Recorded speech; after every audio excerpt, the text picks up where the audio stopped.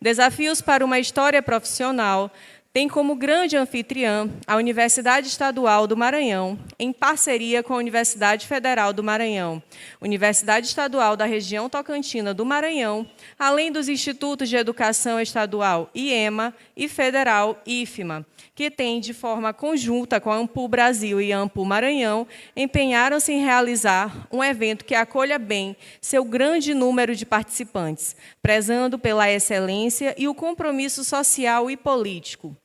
O 32º Simpósio Nacional será o primeiro simpósio nacional da Ampul a ser realizado no estado do Maranhão e também o primeiro a ocorrer na Amazônia Legal. O evento será composto por debates que perpassam por temáticas de distintos recortes temporais, bem como por temas da história do tempo presente. Assim, temáticas como negacionismo, revisionismo, conservadorismo, autoritarismo, dentre outros, serão debatidos na presente edição. Refletir sobre os usos do passado na contemporaneidade é de fundamental importância para a compreensão das dinâmicas políticas, sociais e econômicas atuais, um dos eixos do evento. Neste momento, iniciamos a solenidade de abertura do 32º Simpósio Nacional da Ampul com a composição da mesa.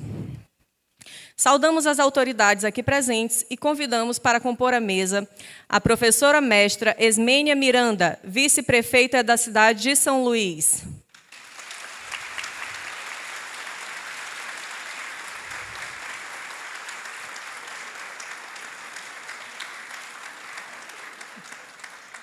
Boa noite. O professor doutor Walter Canales Santana, magnífico reitor da Universidade Estadual do Maranhão.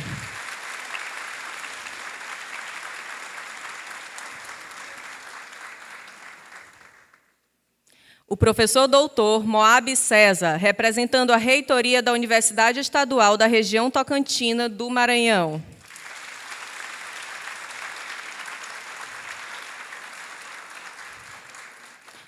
O professor mestre Nordman Wall, presidente da Fundação de Amparo à Pesquisa e ao Desenvolvimento Científico e Tecnológico do Maranhão.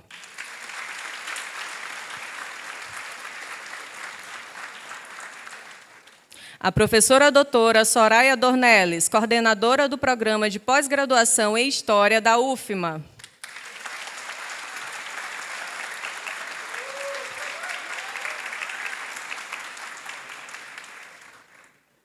A professora doutora Dilércia Aragão Adler, presidente do Instituto Histórico e Geográfico do Maranhão.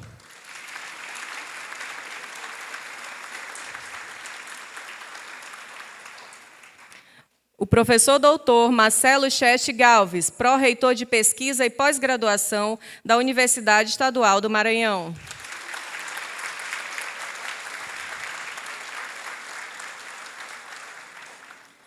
O professor doutor Valdeir Araújo, presidente da Associação Nacional de História.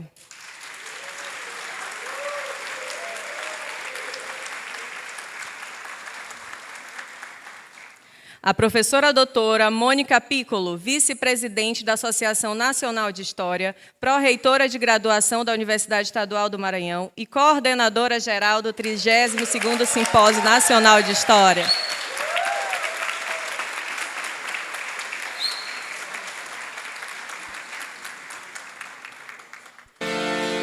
Assistiremos agora o vídeo de divulgação do evento. Lá no sertão é um bicho que voa que nem avião. É um pássaro malvado, tem um bico volteado que nem gavião. Carcará, quando vê roça queimada, sai voando e cantando carcará. Vai fazer sua caçada, carcará, come até cobra queimada. Mas quando chega o tempo da invernada, no sertão não tem mais roça queimada. Carcará mesmo assim não passa fome, os borrego que nasce na baixada. Carcará pega, mata e come, carcará não vai morrer de fome. Carcará mais coragem do que homem, carcará pega, mata e come.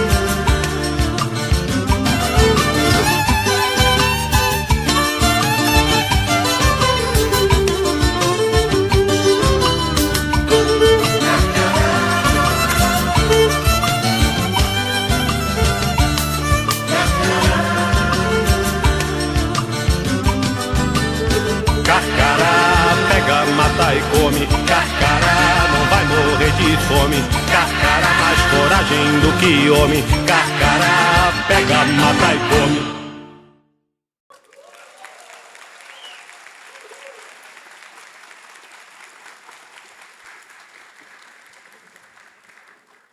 Neste momento, chamo à frente o primeiro secretário da AMPU, o professor doutor Luiz Vilauta, para a apresentação do prêmio AMPU Teses.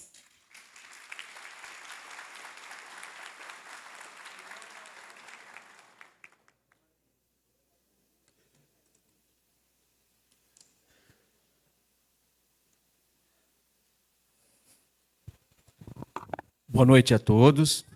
É com grande satisfação e eu vou chamar aqui a premiada na 8ª edição do Prêmio Manuel Salgado Guimarães, da Associação Nacional de História. Só um minuto. Então, eu chamo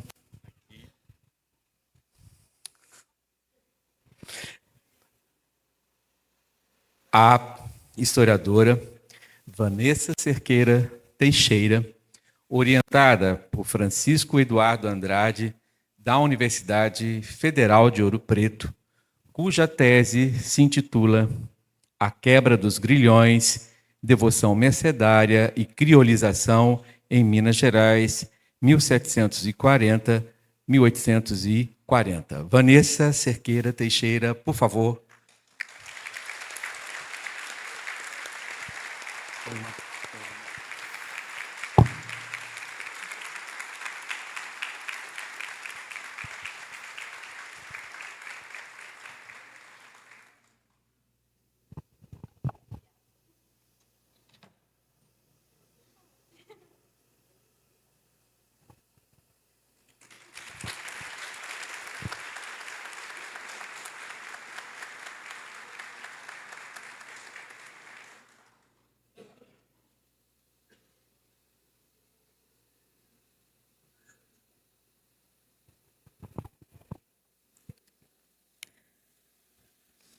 E para a entrega do prêmio Dea Fenelon, chamo à frente a professora doutora Juliana Andrade.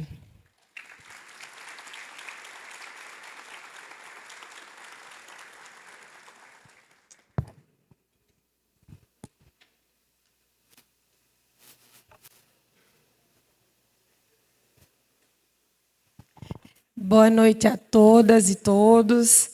Em nome da associação da Associação Nacional de História, por meio da 2ª Secretaria, é com muita alegria que nós vamos entregar a 2ª edição do Prêmio Dea Fenelon, Ensino de História. A 2ª edição do prêmio contou com a participação de professoras e professores de todas as regiões do Brasil. As práticas submetidas foram avaliadas por uma banca formada por 30 avaliadores. Ao final do processo, nós tivemos o seguinte resultado.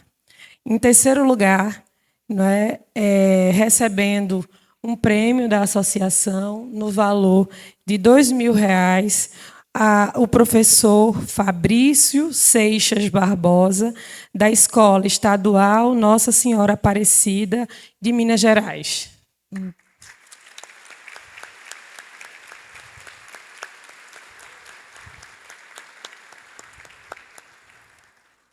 Se o Fabrício estiver aqui, o professor Fabrício pode vir aqui, receber. Em segundo lugar, nós tivemos como premiado o professor Luiz Guilherme Burlamac, do Instituto Federal de Brasília.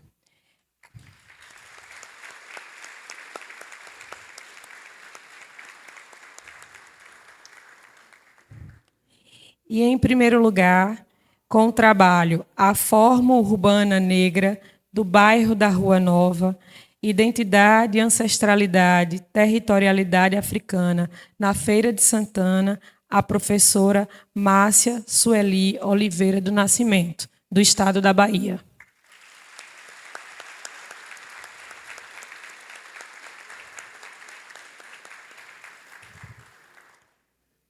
Nós já chamamos a Márcia, não sei se ela se encontra. E, e as professoras e os professores que receberam menção honrosa. Nós tivemos a professora Mari Sônia Dutra de Alencar, da escola Colégio Nossa Senhora do Carmo, do estado do Amazonas. E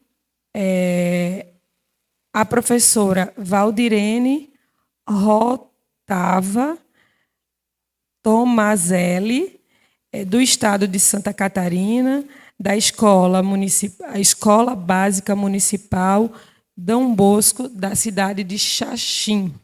Acho que eu estou falando certo.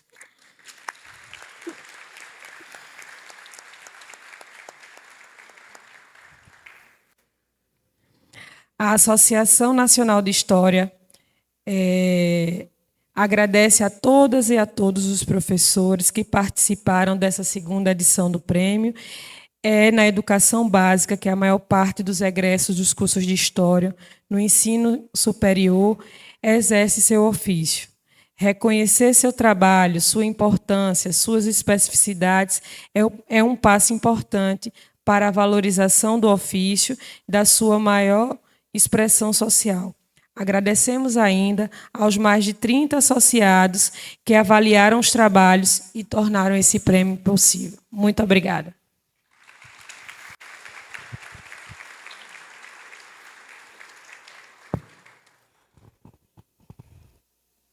Para dar as boas-vindas, convidamos a pró-reitora de graduação da Universidade Estadual do Maranhão e vice-presidente da AMPU, organizadora deste evento, a professora doutora Mônica Piccolo.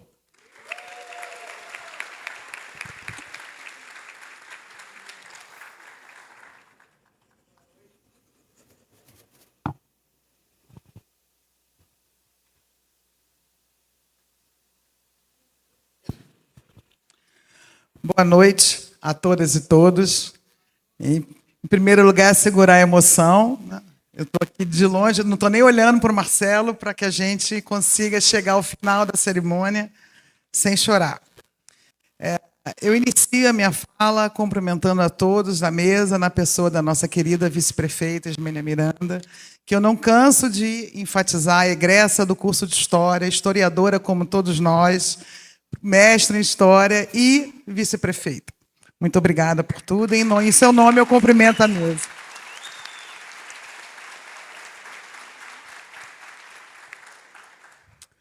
Cumprimento ainda as associadas e associados da Associação Nacional de Professores de História, alunas e alunos de graduação em História que futuramente serão membros de nossa associação. Hoje, formalmente, tem início a última semana de um projeto de gestão iniciado há mais de 2 anos.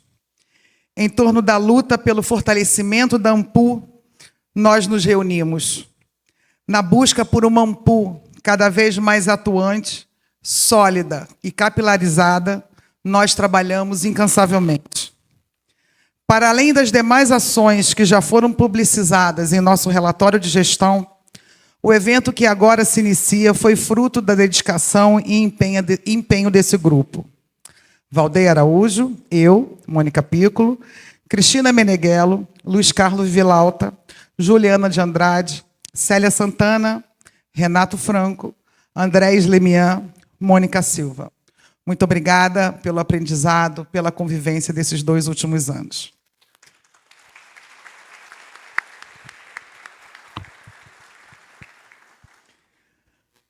O 32º Simpósio Nacional de História foi marcado por singularidades. Nunca antes na história dessa associação o evento ocorreu na Amazônia Legal. Nunca antes sem o fundamental edital PAEP. Nunca antes após uma pandemia.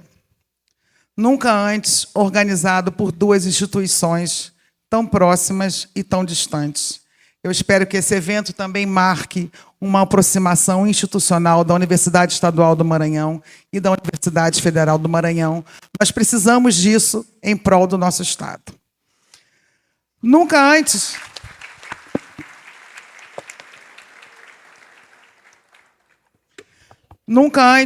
teve como tema a maior problemática que temos a enfrentar após 4 anos de bolsonarismo: a luta pela democracia e pelos direitos humanos. Durante 4 anos, vivenciamos o desmonte da educação, a ascensão da extrema-direita, o fortalecimento e o crescimento do discurso do ódio, da defesa do armamentismo, da perseguição a nós, professoras e professores, do retorno ao mapa da fome, mas nos fortalecemos, nos unimos e reagimos. Esse evento é fruto de tal reação. Nunca estivemos tanto em combate pela democracia, pelos direitos humanos, pela história. Por nosso campo, por nossas pesquisas, por nossa cientificidade. Sobrevivemos à pandemia, apesar das enormes perdas. Sobrevivemos ao bolsonarismo. Saímos mais fortes desses 4 anos, não tenho a menor dúvida. Coordenar a organização do 32º Simpósio Nacional de História foi, certamente, um dos maiores desafios que já me foi colocado. O receio inicial de que a participação poderia ficar muito aquém do esperado foi suplantado rapidamente. Nossa comunidade se mobilizou para que nosso encontro bianual e se desdobrou para buscar soluções diante da nossa escassez de recursos. A última lista atualizada que nós temos das inscrições, impressa hoje do sistema, nós tivemos 3.827 inscritos.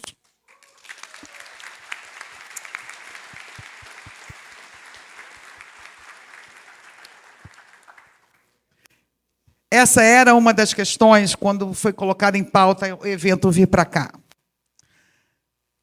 Em apresentação de trabalho de simpósio temático, 2.189, 628 ouvintes, 435 propostas de apresentação de trabalho em painel, 427 participantes em comunicação coordenada, 123 inscrições somente em minicurso, 25 minicursos. Quando a gente pega por modalidade, em comunicação oral foram 2.372 inscrições, 293 em painel de iniciação científica. Foram 175 propostas de temático, 35 de minicurso, 27 de comunicação coordenada. Pela primeira vez, penso eu, não sei, talvez em Recife tenha tido também, mas nós tivemos 1.490 inscrições do Nordeste, 1.228 do Sudeste, 421 da região Norte. A virada desse eixo já justifica cada dia de trabalho. O estado que mais inscritos teve foi o Rio de Janeiro. E o segundo, esse eu tenho certeza, pela primeira vez, o Maranhão.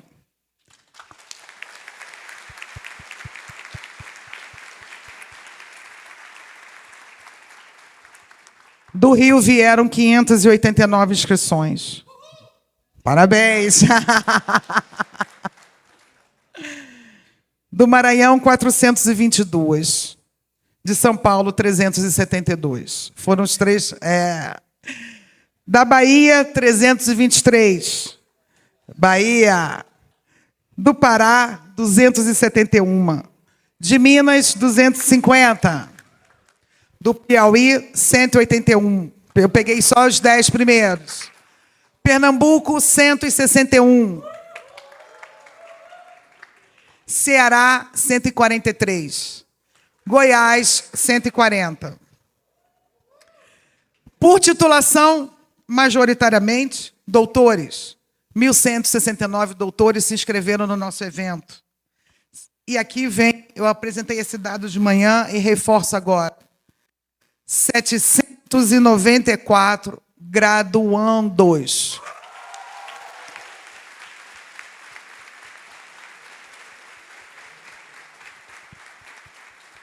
Essa é, sem sombra de dúvida, a nossa principal vitória. 794 inscrições de graduandos é um sinal muito positivo para a associação. Somos majoritariamente mulheres.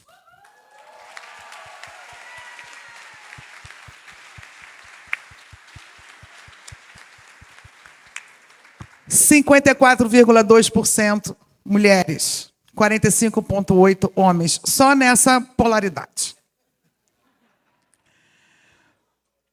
Muito obrigada pela confiança na organização, por tocar o nosso mais importante evento.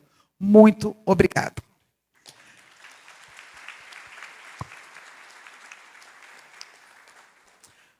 Mas nada disso teria sido possível se não tivéssemos conseguido construir, aqui no Maranhão, uma rede de solidariedade em torno da realização do nosso evento.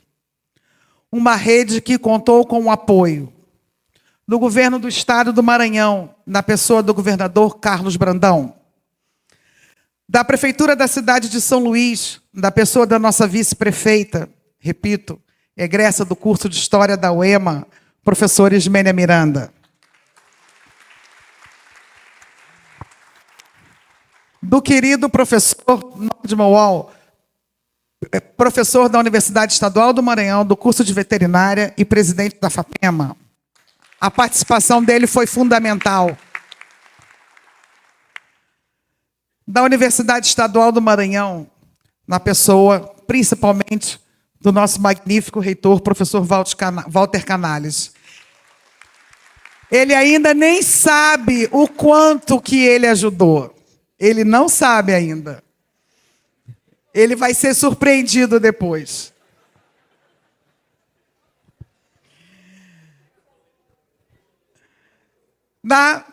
Também, muito importante, o nosso querido pró-reitor de pesquisa e pós-graduação, professor Marcelo Chess, uma figura conhecida por todos nós, que quando eu falei para ele da possibilidade do evento vir para cá, ele falou, não. Não. Marcelo, eu vou trazer. Não. Marcelo, eu vou trazer. Tá bom, o que a gente pode fazer então? Da coordenadora-geral do Núcleo de Tecnologias, a nossa querida professora Lígia Tchaico, uma querida amiga que nos deu um importante suporte. Da pró-reitora de Infraestrutura, uma querida amiga também, a professora Terezinha de Medeiros Coelho. Aqui eu citei algumas figuras mais importantes, mas tenham certeza que a Universidade Estadual do Maranhão foi mobilizada nas suas mais diversas instâncias para que esse evento pudesse ocorrer. Pela Universidade Federal do Maranhão, na pessoa do vice-reitor Márcio Fábio Belo Matos, aqui representado pela professora Soraya, coordenadora do programa de pós-graduação da Universidade Federal do Maranhão. Os programas de pós daqui do Maranhão, de História, da UEMA e da UFMA. Também foi muito importante o apoio da Fundação da Memória Republicana Brasileira, na pessoa de seu presidente, Quércio Rabelo. Foi importante também, e eu agradeço, o apoio da Universidade Estadual da Região Tocantina do Maranhão, na pessoa da reitora Lucélia Ferreira Lopes, aqui representada, nosso querido colega Moab, parceiro da História, membro do programa de pós-graduação da História. Muito obrigada, querido Moab.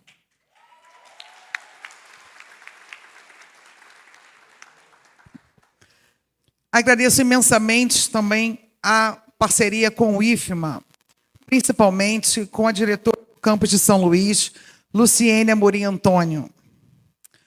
Agradeço demais ao IEMA, na pessoa do gestor-geral da Unidade Plena São Luís, Jonathan Camilo. Agradeço muito a Ampu Maranhão, na pessoa de sua diretora estadual, professora Raíssa Serino. Fundamental também foi o CNPq, que, por meio do edital Eventos, nos possibilitou comprar muitas das passagens e viabilizar a vinda de vocês. Todavia, em que pesem os apoios citados, no centro dessa rede de solidariedade, em torno da realização do Simpósio Nacional de História, não posso deixar de destacar alguns nomes, mesmo incorrendo no risco de algum esquecimento, pelo qual eu já peço desculpas antecipadamente. A querida e incansável Leca, sempre disposta a fazer e refazer as contas, esticando o orçamento para que tudo que a gente estava querendo fazer fosse possível. A querida Cris Meneghello, por favor, uma salva de palmas.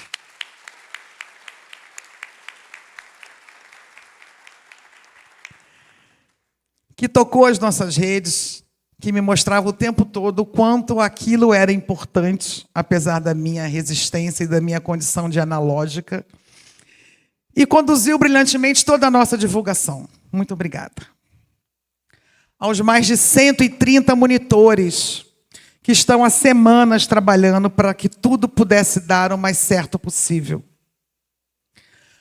Ao chamado núcleo duro do evento, que não dorme mais do que 4 horas por noite há quase 15 dias. Estão ali, ó, em pé no fundo da sala. Eduardo.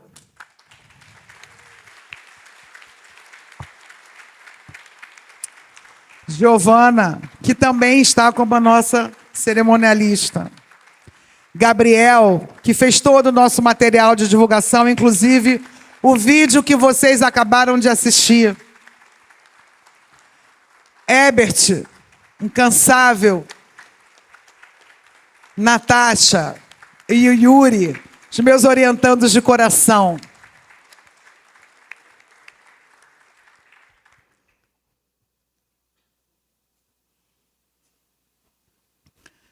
Nada que eu possa falar será o suficiente para expressar a minha gratidão por vocês.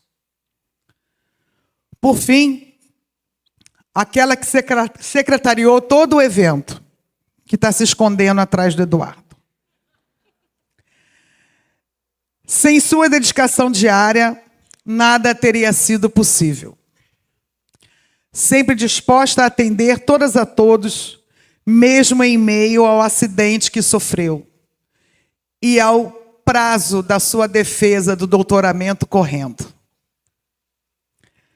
Você, Priscila Piccolo Neves, fez o que uma comissão de 10 pessoas talvez não tivesse feito.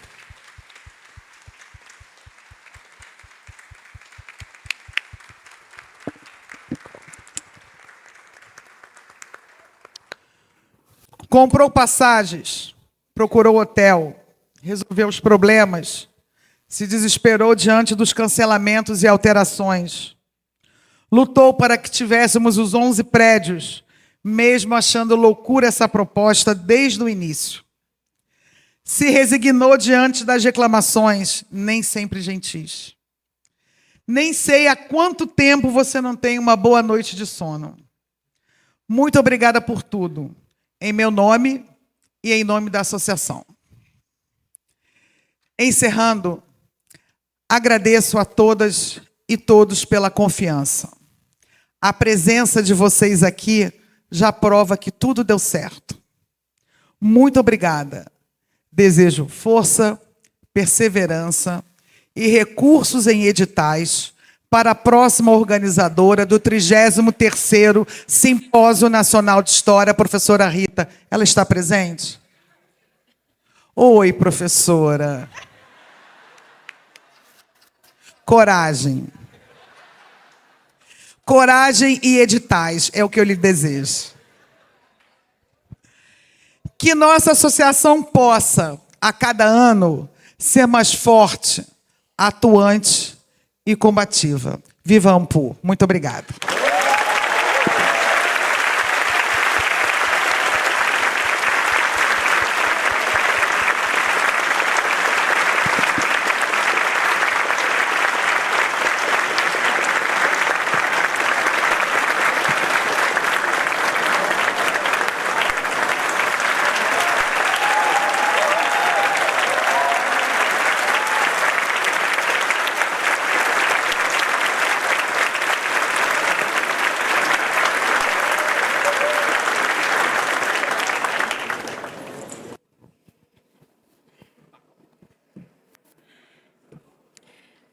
Bom, para falar em nome da Ampu, convidamos o professor doutor Valdei Araújo, presidente da Associação Nacional de História.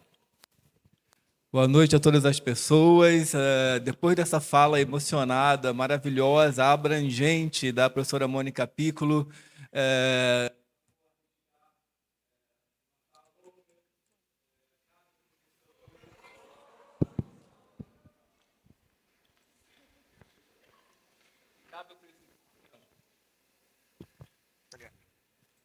o que cabe ao presidente da ANPU nesse momento é, antes de...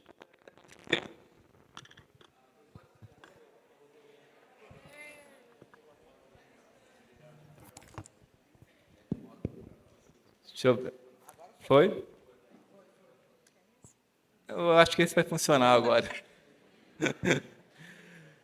Então, só nos cabe agradecer mais uma vez a professora Mônica Piccolo e, no seu nome, agradecer a enorme equipe, uma parte importante, ela já listou aqui, que tornou esse evento possível e uma conjuntura tão desafiadora. Vamos lembrar que até o final do ano passado ainda vivíamos sob o governo de Jair Bolsonaro, uma série de problemas que redundaram desse governo desastroso ainda se arrastam e afetam as associações científicas, afetam a vida de cada um de nós. Agradecer também a todas as pessoas que se inscreveram. Nós sabemos a dificuldade adicional que foi para cada uma que teve que investir na presença nesse Simpósio Nacional de História, o primeiro desde a pandemia. Eu quero dizer também, vi vários colegas da diretoria passada da associação, a diretoria que realmente enfrentou a notícia da pandemia e teve que sofrer com a destruição do sonho de realizar um evento presencial no Ceará. Foi um processo muito difícil. Todos nós queremos que vocês se sintam acolhidos nesse evento. Esse evento também é de vocês, como é de todos nós. É um evento da nossa associação. E um evento presencial como esse auditório lotado, vale por 1000 eventos virtuais, por melhores que esses eventos sejam. Então, devemos celebrar os eventos presenciais, devemos nos esforçar, devemos brigar com o governo federal para que ele continue a financiar esse tipo de atividade que é insubstituível. Então, ao longo da semana, essa percepção vai ser confirmada, eu sei, em cada debate, em cada mesa, em cada encontro, em cada abraço, em cada articulação, em cada conversa que a gente vai ter ao pé do ouvido. Os eventos presenciais são condições fundamentais para o fortalecimento e amadurecimento político das nossas comunidades. Então, é muito importante que nós possamos mantê-los, porque a pressão para que eles sejam esvaziados, subfinanciados, já é enorme e será cada vez maior.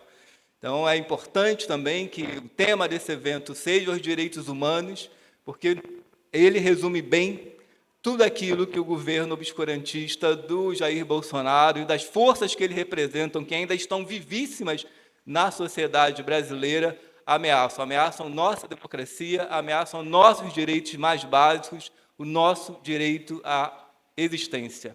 E a ANPU Brasil estará sempre do lado daqueles que lutam pela defesa desses direitos. Então, mais uma vez, um bom evento para todos nós.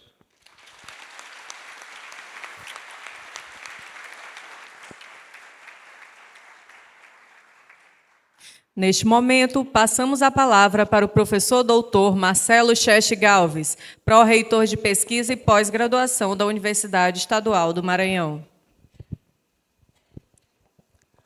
Boa noite a todos, a todas. Antes de cumprir aqui o papel de algumas palavras como pró-reitor de pesquisa, eu quero me expressar como professor do curso de História da UEMA há 21 anos, né?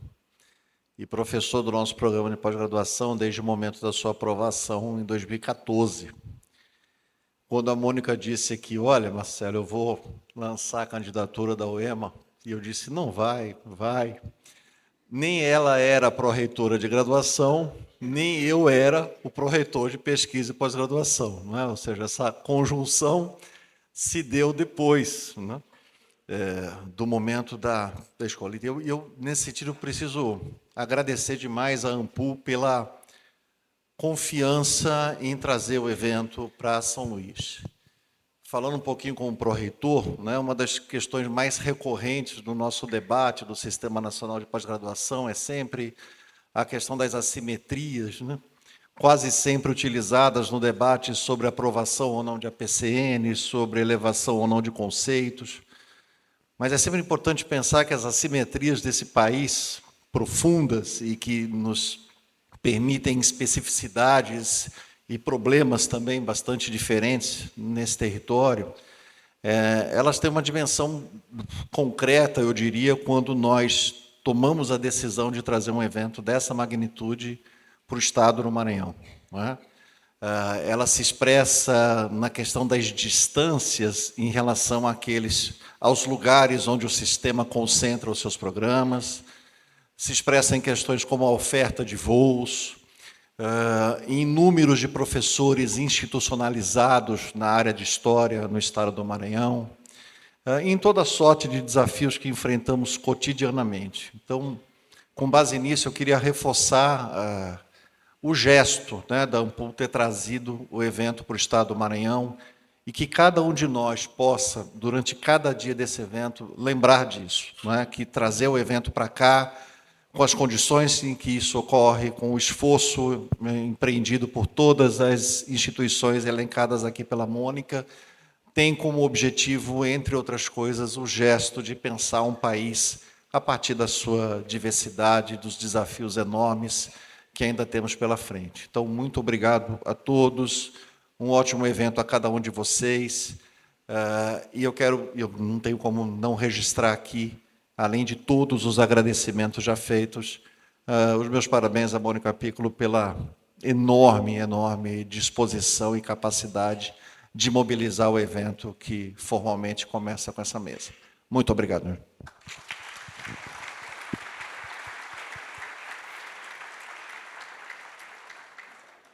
Ouviremos agora o professor mestre Nordman Wall, presidente da Fundação de Amparo à Pesquisa e ao Desenvolvimento Científico e Tecnológico do Maranhão.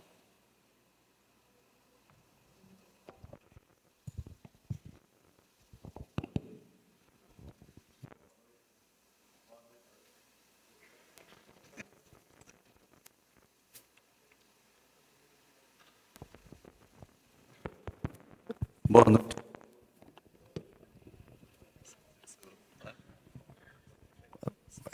Boa noite a todos e a todas, sejam muito bem-vindos à terra do Gonçalves Dias, que está fazendo 200 anos, e também do nosso amigo José Cavaleiro, né?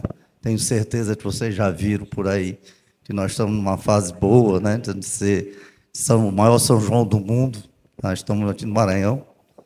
E, assim, não posso deixar de parabenizar, né, aqui a mesa inteira em nome da professora Mônica, né, corajosa fazer um evento desse. Estava comentando com o doutor professor Walter, 3.800 inscrições.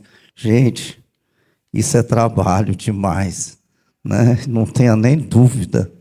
E isso é o orgulho da gente também, de saber, né, que uma professora da nossa universidade, né, tem essa coragem de enfrentar uma eleição, né, se tornar vice-presidente de uma instituição com mais de 50 anos e trazer um evento como esse para cá.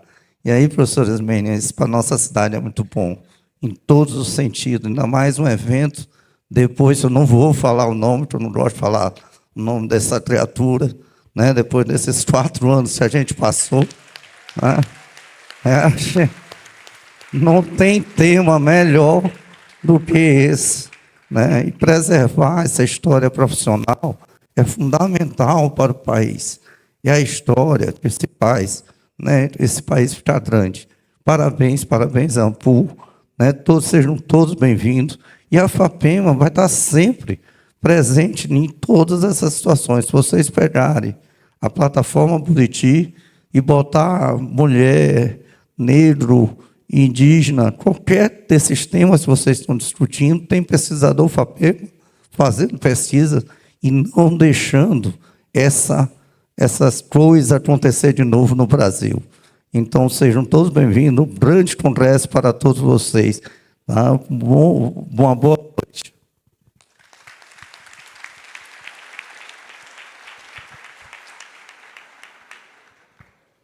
Ouviremos agora a professora doutora Dilercy Aragão Adler, presidente do Instituto Histórico e Geográfico do Maranhão.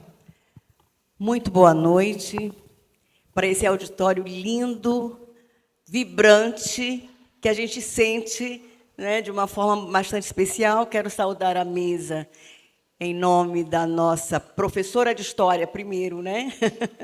E vice-prefeita, e dizer que é uma honra, em nome do Instituto Histórico e Geográfico do Maranhão, estarmos neste evento, o 32º evento que o Maranhão recebe. E recebe num ano de 2 grandes efemérides para nós, que é exatamente o bicentenário de Gonçalves Dias, né, que ele não era só poeta, era muito mais do que poeta, inclusive professor, né, e também o bicentenário da adesão do Maranhão à independência do Brasil. Então, para nós do Instituto, que estamos trabalhando muito nessas 2 efemérides, inclusive um dos convidados para o dia 28 de julho, que é a nossa data magna, é o nosso grande professor que tem sempre contribuído com o nosso Instituto Histórico e Geográfico do Maranhão. Então, a história é uma ciência fantástica, imprescindível, e que nós, enquanto cidadãos de um Estado, de um país, temos que estar sempre fortalecendo, né, essa ciência, esses cursos de história, e para que a gente possa, então, ir avançando cada vez mais num país mais soberano, mais feliz e mais equânime. Muito obrigada.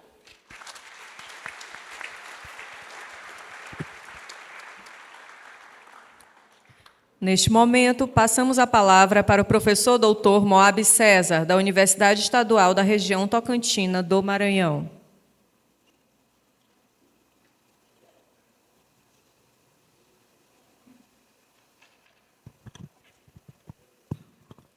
Boa noite a todos e a todas. Sejam todos bem-vindos ao Maranhão. Em nome da professora doutora Mônica Piccolo, quero trazer a saudação da magnífica reitora da Universidade Estadual da Região Tocantina do Maranhão, professora doutora Lucileia Gonçalves, parabenizá-la pelo evento e dizer que o Maranhão, nos últimos 4 anos, sob a gestão do Inominável, esteve no fronte e lutou e defendeu a ciência, defendeu a universidade e defendeu o direito à liberdade no Brasil. Estamos aqui celebrando e realizando esse congresso tão importante, que é o da ANPUR, em sua 32ª edição, tratando de democracia e direitos humanos, é uma bênção. É uma maneira de dizer assim, estamos de volta no caminho. Vamos traçar novos planos e caminhar para um Brasil melhor, para uma universidade livre, para que possamos crescer e avançar. Quero cumprimentar a vice-prefeita de São Luís, a professora Ismênia, né? Historiadora, colega, o professor Walter Canales. Em nome dele, eu quero cumprimentar todas as universidades aqui presentes, né? Tanto pelos seus professores quanto pelos seus alunos, o professor Nordman, e desejar a todos um excelente encontro. E aproveitem a estadia em São Luís e vivenciem a sua cultura e o seu povo, pois estamos aqui de braços abertos para recebê-los. Muito obrigado e bom evento para todos.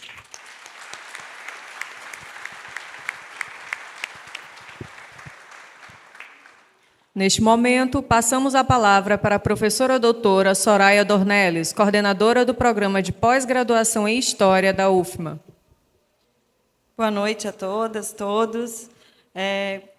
Gostaria de cumprimentá-los e dizer que, representando a Universidade Federal do Maranhão nessa noite, mas falando enquanto coordenadora do Programa de Pós-Graduação em História, dizer que a Universidade Federal do Maranhão está privilegiada por ter participado deste evento, da construção deste evento, e principalmente por partilhar as oportunidades que esse evento traz para a nossa universidade e para o Maranhão. Dizer que o fortalecimento da nossa regional certamente será impactado por este evento, os nossos alunos de graduação, os nossos 3 cursos de pós-graduação, terão nestes dias uma grande oportunidade de conhecer e ver estimulado o seu trabalho e, principalmente, que vocês possam conhecer o trabalho que nós realizamos aqui, conheçam nossas instituições. Gostaria de reforçar que um dos pontos mais importantes do nosso evento é que ele também proporciona que a cidade de São Luís veja o evento acontecendo em seu centro histórico e que os historiadores possam comunicar com a cidade, conhecendo nossos lindos prédios históricos, patrimônio mundial, né? E que isso fique na memória de todos nós, neste que é o nosso reencontro após o período de pandemia. E isso tem um sentido muito grande, né? Nós temos uma expectativa de que os nossos alunos, nossos discentes, possam ser estimulados a fazer esse caminho de conhecer outras instituições nos próximos eventos das AMPUs regionais, e no próximo encontro nacional, que nós queremos também ter um grande número de pessoas do Maranhão participando. Aproveito também para parabenizar a professora Mônica Piccolo, incrível organizadora e estimuladora assim, desse reencontro das nossas instituições, professora. Também temos uma expectativa muito grande com isso. E muito obrigada.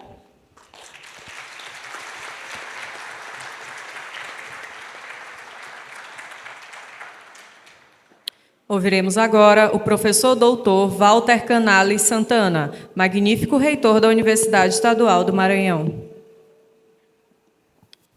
Boa noite a todos e todas aqui presentes. Eu queria cumprimentar os meus colegas aqui do dispositivo de honra, o professor Moab César, representando a nossa magnífica reitora da UEMASU, Lucileia Gonçalves, meu querido amigo professor Nodman Wall, presidente da FAPEMA, o nosso presidente da AMPU, doutor Valdeir Araújo, a nossa representante da UFMA, do programa de doutorado da UFMA, a professora Soraya Dornelles, professor Marcelo Cheste Galves, nosso querido pró-reitor de pesquisa e pós-graduação, a professora Mônica Piccolo, organizadora do evento e pró-reitora de graduação da nossa universidade, e, enfim, a nossa historiadora e vice-prefeita, doutora Ismênia Miranda. Eu queria cumprimentar também a todos os professores aqui presentes, os professores estrangeiros, os professores do Brasil inteiro que se encontram aqui hoje na nossa cidade de São Luís. E, igualmente, o faço para todos os alunos, a quem eu peço uma salva de palmas para os alunos aqui.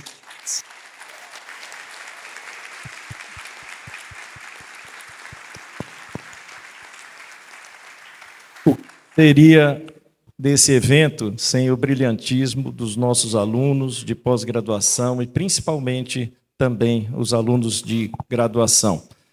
Bem, dou também, igualmente, aos meus colegas aqui do Maranhão, as boas-vindas a todos aqueles que visitam São Luís, todos aqueles que vão ter oportunidade ou já tiveram de conviver com a nossa cultura, com a nossa gastronomia, com o nosso patrimônio arquitetônico e com as nossas belezas naturais. Espero que tenham, em paralelo ao evento, também essa satisfação de conviver com tudo isso que nós temos aqui para todos que possam estar presentes na nossa ilha, no nosso estado. Eu quero também dizer para vocês que vocês podem imaginar a minha relação, a minha boa relação como reitor da Universidade Estadual do Maranhão com o grupo de história, porque eu fui ousado e tenho na minha equipe 2 pró-reitores do grupo da história, a professora Mônica e professor Marcelo. E isso mostra não só a nossa proximidade, mas a nossa confiança no trabalho deles à frente de importantes pastas da nossa universidade. E eu creio que o que vocês estão vendo aqui nesse evento já dá a segurança, né, ou já me dá também a segurança de que eu fiz uma excelente escolha. Quero também dizer a vocês que, em paralelo à importante temática colocada aqui desse evento, da democracia e direitos humanos, existem outras questões que pairam sobre a cabeça, principalmente dos gestores, mas também dos professores. Evasão dos nossos alunos de ensino superior, a falta de interesse pelo ensino superior, o problema com as licenciaturas, a debandada das licenciaturas dos nossos alunos do Brasil inteiro, o ChatGPT, por que não dizer o ChatGPT, o que será, né? O que será a convivência com o ChatGPT, enfim, todas essas temáticas também importantes, que eu sei que não são o tema central do evento e seus seminários temáticos, mas com certeza vão passar transversalmente em muitas conversas e em muitas situações. Quero também, como o professor Valdei colocou, ressaltar a importância da presencialidade. Então, nós todos sentimos aqui essa atmosfera de um evento presencial depois de 4 anos, se eu não me engano, né? Desde 2019, o último evento. Então, isso é muito rico. Eu digo sempre que, às vezes, o melhor do evento é a hora do café. E essa hora do café é a hora que você vai conhecer aquele pesquisador que você só viu por meio de algum artigo, vai trocar ideia com aquele outro colega de outro estado que você não tem oportunidade de estar com ele todo dia. Enfim, o legado da pandemia com o online, ele é interessante, mas ele não substitui a presencialidade. Então, nesse ponto, esse evento traz mais essa nuance, além das demais já mencionadas, como num período importante de retomada do apoio à nossa ciência, de retomada do apoio ao nosso professor, aos nossos bolsistas e aos investimentos para a nossa pesquisa, para a nossa pós-graduação. Professora Mônica, você realmente tem uma luz muito brilhante, porque em suas mãos foi depositada essa confiança e nesse momento tão importante. Quero aqui, então, deixar a você e toda a equipe que você muito bem mencionou, porque nós, sozinhos, não fazemos nada sem essa brilhante equipe que acompanha e está aí há dias, como você citou, trabalhando diuturnamente para que o evento fosse possível. Termino aqui desejando, então, sucesso a todos aqui presentes e, com certeza, ao final do evento, vamos ter aí acrescido bastante ao nosso conhecimento, as nossas reflexões em torno do ensino superior e as temáticas importantes aqui mencionadas no evento. Muito obrigado.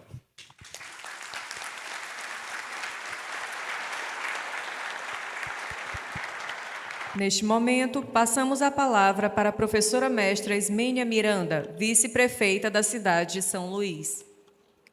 Boa noite a todas, a todos, essa noite aqui. Saúdo a todos e a todas, em nome do nosso prefeito Eduardo Braz, da Prefeitura de São Luís.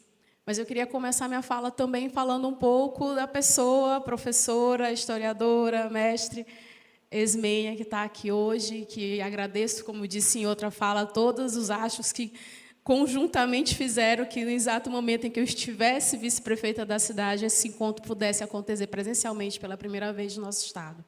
E o quanto que eu me sinto feliz por isso. A minha trajetória na UEMA, ela começou muito cedo, em 2011, na verdade, 2001. E aqui, mais perto de mim, que está Marcelo, que disse que abreviou a fala para não se emocionar, mas ele tem noção do quanto que ele me emociona, porque sempre foi um grande pai da universidade para mim. Há alguns anos atrás, estava na sala dele chorando, me acabando, porque eu não conseguia terminar a dissertação, faz parte da vida de todo estudante, ainda mais na situação já de ter voltado para a universidade, 10 anos após a graduação, já com marido, com filho, com mais de 300 alunos.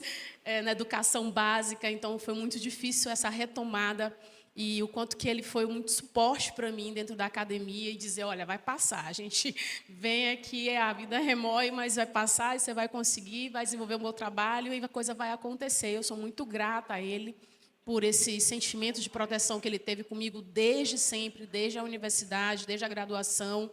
Eu senti, inclusive, que em alguns momentos da vida eu traía o meu professor porque ele esperava mais de mim, eu não conseguia corresponder, né? Como o fato de eu ter seguido uma vida diferente do que eu poderia imaginar. Graduei em História, queria ser professora de História, e, na falta das oportunidades, quando terminou a graduação, no desespero, eu fiz um concurso para a Polícia Militar. Sou muito grata, gente, à instituição Polícia Militar do Estado do Maranhão, o qual eu passei 15 anos, e hoje eu sou uma jovem aposentada, mas que me permitiu chegar na sala de aula. E dos 15 anos de corporação, eu passei 10 dentro da sala de aula, lecionando para educação básica. E me senti muito completa, uma profissional muito completa, porque ali eu realizava o que eu realmente queria, com toda a frustração que a gente sabe que, às vezes, a profissão traz, não pela profissão em si, mas pela falta de valorização e de investimento no ser professor no Brasil. Então, a experiência que me fez chegar hoje nessa situação de estar vice-prefeita, mas poder contribuir, e o quanto eu fiquei muito feliz que Mônica e Marcelo, há um ano e meio atrás, me chamaram para a gente conversar e saber como a Prefeitura de São Luís poderia estar dando suporte para esse encontro. E, logicamente, ela foi falando aqui, uma sonhadora, uma mulher de fibra maravilhosa, que parece que nada é impossível para ela, e ela ia falando e o meu olho ia crescendo, mas dá certo, vamos botar aqui, vamos anotar tudo, ver aonde a gente consegue, onde é de nossa competência enquanto instituição, e dizer que a gente fez um esforço muito grande, teve contato com vários secretários, como foi colocado, um evento como esse não dá para acontecer sem parcerias importantes. E eu fico muito feliz de poder estar contribuindo de alguma forma, depois de tantos anos, mais de 20 anos, em que eu entrei na Universidade Estadual do Maranhão, fiz meu mestrado na Universidade Federal do Maranhão, então ainda consigo ser esse elo nas duas instituições e saber que eu poderia contribuir um pouco mais agora, ocupando um cargo institucional de tamanha relevância na cidade que me acolheu, que eu vim para cá novinha, com 18 anos, e há mais de 20 anos a cidade me acolheu, foi onde eu me formei, foi onde eu constituí família, e poder estar contribuindo de forma tão direta por esse evento que está acontecendo hoje. Dizer que, em pleno domingo à noite, consegui ver esse auditório na Universidade Federal lotado, isso realmente mexe com o coração da gente. É muito emocionante poder estar olhando para essa plateia, nessa situação, num domingo à noite, dentro dessa universidade. E a gente só fica feliz em poder voltar, né? Meu último evento também foi lá em Recife, 2019, a última um pouco eu participei, e poder estar voltando, compartilhando, vivenciando, que a melhor parte do presencial é vivenciar. E, enquanto vice-prefeita, eu só espero que vocês curtam muito a nossa cidade. A gente tem feito um trabalho muito grande de retomar a preservação do que é nosso patrimônio, que o ano passado fez 25 anos que nós recebemos o título de patrimônio mundial, e a gente tem feito ali em mãos juntas, todo um trabalho envolvendo várias secretarias para que a nossa cidade ela faça jus a esse título que foi dado há 25 anos. E aí, quando Mônica, para mim, ela me encantou de cara quando ela veio, olha, a gente quer ocupar o Centro Histórico. A gente vai fazer uma grande ocupação do Centro Histórico. E aí colocamos à disposição o que nós tínhamos de espaços que eram do município, algumas escolas, auditórios, para que essa ocupação acontecesse de fato e que o evento fosse muito mais do que um trabalho de pesquisa sendo apresentado, mas que fosse a vivência do que a gente tem de melhor na nossa cidade. E aí também a gente finaliza essa noite, estou finalizando minha fala, passar para o professor que vai fazer o momento da palestra dele, e a gente vai brindar vocês ao final dessa noite com a apresentação de Bumba Meu Boi, de sotaque da Baixada, o boi da floresta, um boi tradicional da nossa cidade, mais de 36 anos de atuação, do bairro da Liberdade, quilombo urbano da nossa cidade, reconhecido institucionalmente pela Fundação Palmares. E eu espero que vocês curtam muito, vivenciem muito todo esse momento, todo esse encontro que está sendo propiciado pela AMPU, com o nosso apoio aqui da Prefeitura de São Luís. Muitíssimo obrigado, boa noite e bom evento a todos.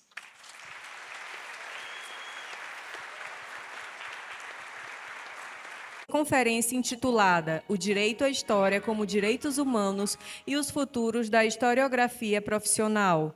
O professor Dr. Valdeir Araújo é bolsista de produtividade em pesquisa do CNPq nível 1D, possui graduação e mestrado em História pela Universidade do Estado do Rio de Janeiro, doutorado em História Social da Cultura pela PUC do Rio de Janeiro, com estágio na Universidade de Stanford. Atualmente é professor associado da Universidade Federal de Ouro Preto e presidente da Associação Nacional de História. É bolsista do programa Pesquisador Mineiro da FAPEMIG, foi pró-reitor de pesquisa e pós-graduação da UFOP, coordenador do programa de pós-graduação em História da UFOP, presidiu a comissão para avaliação de periódicos do Fórum de Coordenadores de Programas de Pós-Graduação da AMPUCAPES. Foi secretário-geral da SBTHH, Sociedade Brasileira de Teoria e História de Historiografia. Foi editor-chefe da Revista Brasileira de História, membro do Conselho Editorial dos periódicos História da Historiografia e Almanac e membro do Conselho Consultivo de diversos periódicos acadêmicos da área de História.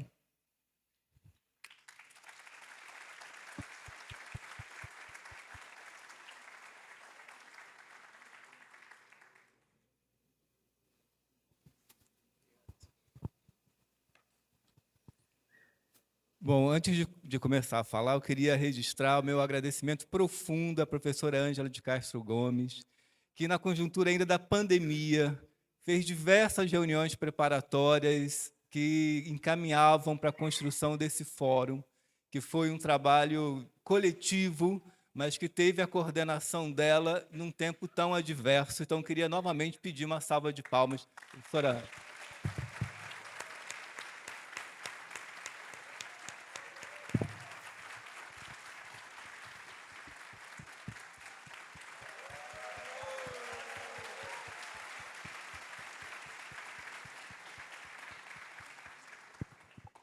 Bom, gente, eu tenho que confessar que eu preferiria ter um vídeo para mostrar e não uma conferência para ler. Mas eu não tenho essa capacidade, então terei que ler a conferência. Eu procurei escrevê-la de uma maneira amigável e eu espero que seja proveitoso para todos nós. Então, em uma conjuntura marcada por pressões ambivalentes, de uma nova onda democratizante e um renovado desejo por narrativas de orientação e identidades, precisamos promover um conceito mais amplo de direito à história. Quando menciono o direito à história, refiro-me ao acesso às condições completas para o desenvolvimento e a experiência de nossa condição humana, em vez de uma mera difusão de versões simplificadas com caráter pragmático que servem a projetos estatais, nacionais, de especialistas, de interesses de mercado ou mesmo de grupos sociais em suas disputas por prestígio, posição e recursos. É essencial reconhecer que a história é um patrimônio compartilhado por toda a humanidade e que seu acesso pleno deve ser garantido a todas as pessoas, independentemente de sua origem, classe social, gênero, raça e etnia. Aceitar que a história da humanidade possa ser entendida como dividida entre aqueles que sofrem e os que fazem a história não é apenas eticamente errado, mas cognitivamente falseador. A história é feita e sofrida por todas as pessoas e as condições para o seu conhecimento, fruição, usos performativos e representação devem ser acessíveis a toda a cidadania. Nós, profissionais da história, temos um papel insubstituível nessa luta. Isso implica promover a diversidade de perspectivas, a inclusão de vozes marginalizadas e a abertura para diferentes interpretações e narrativas. Somente dessa forma, podemos alcançar uma compreensão mais rica e precisa da história, bem como contribuir para um futuro mais informado e consciente. Nessa conferência, tentaremos explorar e debater estratégias e abordagens que possibilitem o efetivo exercício desse direito à história, promovendo uma sociedade mais justa, plural e comprometida com o fortalecimento e projeção de nossa diversidade, na construção de descrições antropológicas e modos de viver que nos levem a um mundo mais sustentável e a relações mais generosas com os seres que compartilham conosco o mundo e também tornam possível a nossa existência histórica. Nessa luta, a historiografia profissional tem um papel relevante, mesmo que não exclusivo ou excludente. Mas o que estou chamando aqui de historiografia profissional, desde a aprovação da lei que regulamentou a profissão historiador em 2020, devemos considerar a historiografia profissional uma categoria que engloba o ensino em todos os seus níveis, mas, em particular, a escola do ensino básico e sua comunidade de aprendizagem. Afinal, um dos objetivos principais da lei foi garantir que o ensino de história fosse a atribuição de um profissional com formação superior em história e que tenha obtido registro profissional de historiador. Também, a pesquisa e todos os outros campos de atuação deste profissional, seja em museus, arquivos, órgãos públicos e empresas privadas, todos os espaços em que sejam demandados serviços de história. Portanto, já não podemos confundir nem reduzir a identidade do historiador com a do pesquisador. A dimensão do ensino e da produção compartilhada de conhecimento e apresentações de histórias forçosamente pede que reconheçamos o giro para o ensino que estamos vendo tomar conta da comunidade. Para a geração que, como eu, formou-se ao longo dos anos 90 do século XX, a pesquisa assumiu o lugar central, um pouco, talvez, devido à inédita expansão do sistema de pós-graduação no Brasil naquelas décadas. Nas últimas décadas, no entanto, vivenciamos a centralidade cada vez maior da figura do docente e das atividades de ensino e comunicação pública nas preocupações e identidade do historiador. Isso se explica, em parte, pelo sucesso de iniciativas como o Prof. História, seja o Prof. em Rede, seja os diversos outros mestrados profissionais criados, agora também doutorado, e dos muitos outros programas profissionais, que têm um foco na sala de aula e na escola. Além disso, transformações na legislação ampliaram os conteúdos de ensino nos cursos de licenciatura, enfraquecendo, se não extinguindo, o modelo em que os conteúdos de ensino figuravam apenas no final do curso de graduação, como uma espécie de apêndice estranho ao curso regular. Iniciativas como a Olimpíada Nacional de História do Brasil, coordenada pela nossa colega Cristina Meneghello, têm, ao longo desses últimos anos, ajudado a revalorizar o saber histórico nas escolas de ensino médio e a produzir uma verdadeira mobilização nacional em torno dos conteúdos históricos. Também teve papel nesse giro a grande crise que atravessa a sociedade brasileira desde 2013, que colocou em xeque as formas tradicionais de produção de solidariedade e autoimagem do brasileiro.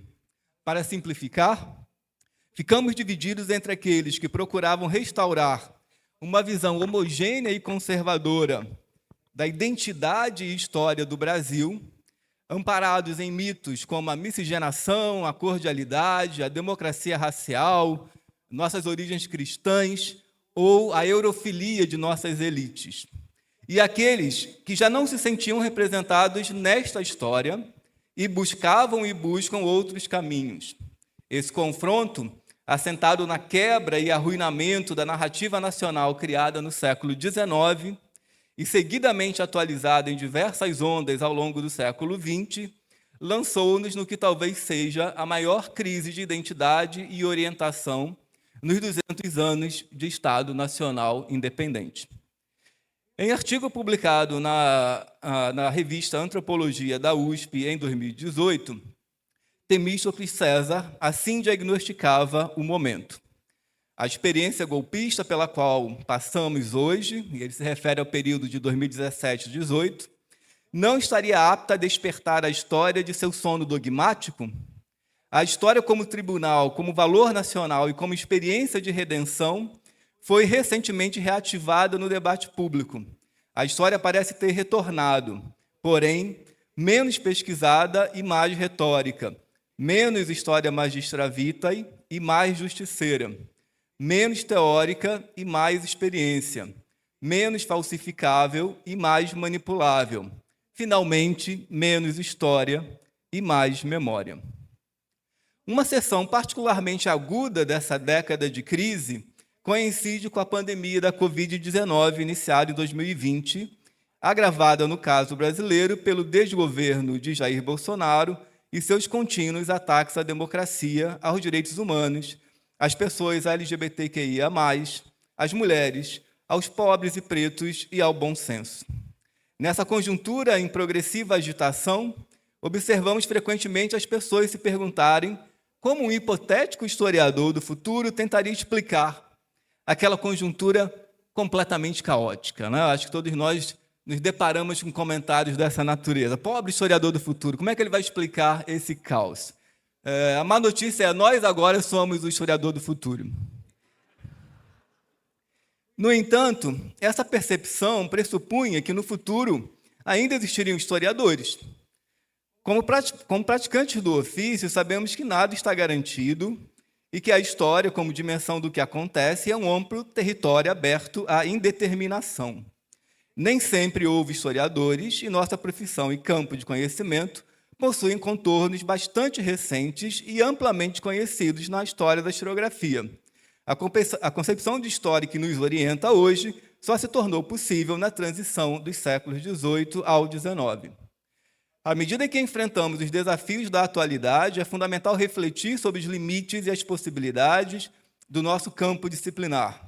Devemos estar cientes de que nossa compreensão da história é parcial e contingente, sujeita a debates, revisões e aberturas para as outras formas de conhecimento e narrativas. A história vivida e suas representações estarão sempre marcadas pela indeterminação, como tem demonstrado amplamente a pesquisa do já citado Temístocles César. Mesmo que determinar e definir seja um elemento incontornável de nossa tarefa, esse gesto não pode gerar um efeito de real que mascare o caráter constitutivo de uma história vivida, aberta à indeterminação. Frente a isso, podemos dizer, como defende Marcelo Rangel, que nossa voz historiadora deve resistir à afirmação viril dos dogmas e assumir a voz fraca daqueles que, mesmo falando, sabem ser importante garantir as condições que favoreçam o gesto fundamental de ouvir. Aliás, devemos, de modo definitivo, abandonar adjetivos como viril para caracterizar qualquer qualidade cognitiva, não é? E abandonar, junto com ele, a imagem da objetividade como a nuda veritas, a jovem inocente nua, esperando ser desvendada pela virilidade do pesquisador. Então, todas essas metáforas sexistas escondem uma concepção de ciência excludente.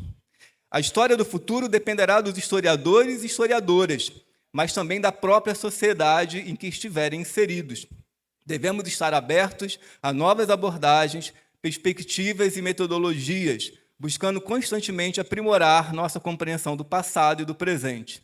Muito mais que um grito marcial do tipo independência ou morte, em defesa da verdade histórica e da historiografia, precisamos de uma postura mais modesta e acolhedora. E isso aprendi muito com a professora Simone Kropf, que está aqui hoje, em diversos debates nesse processo. Disposta a ouvir e reconhecer as pessoas e as comunidades como sujeitos plenos da história, o que envolve sua capacidade de produzir narrativas de orientação e identidade em sua prática social. Portanto, mesmo reconhecendo os limites e as contingências da história, continuamos comprometidos em contribuir para a construção de narrativas mais inclusivas, justas e informadas. Nossa profissão evoluiu ao longo do tempo e continuará a evoluir, adaptando-se aos novos desafios e demandas para que as gerações futuras possam ter acesso a uma compreensão mais rica e aprofundada de seu legado.